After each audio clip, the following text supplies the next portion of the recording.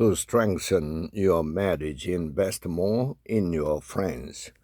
Couples shouldn't be cocooned, but anchored in a circle of people they love.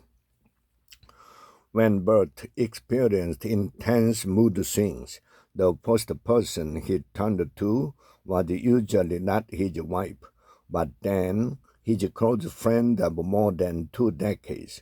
During the first year of his PhD program, Mr. E was an emotional yo-yo, one day telling his wife that he wanted to quit. The next that all was said well. Mr. D suggested that Mr. E take the concern to him first, easing the stress on their marriage.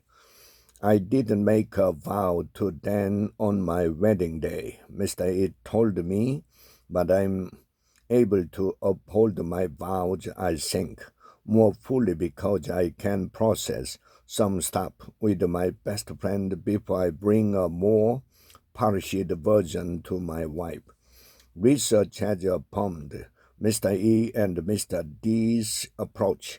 A study measuring the stress of the hormone cortisol in married people found that spouses who felt satisfied with the social support they had outside of marriage showed less of the psychological stress from day-to-day marital conflict than those who weren't as satisfied. Just as in finance, in our social life, it's wide to diversify our portfolio. I've ripped these rivers from my own living situation. I share a home with my husband, two close friends, and their 2 children. Our friends' perspectives, passions, and social communities have made my and my husband's lives fuller and more dynamic. Sharing a space with friends has also created opportunities for me to discover new dimensions of my husband.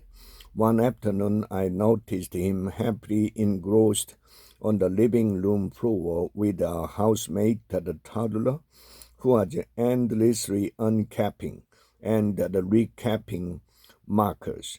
My husband was fascinated, he said, by how the toddler had developed, and in that moment, I admired his exquisite patience and attentiveness.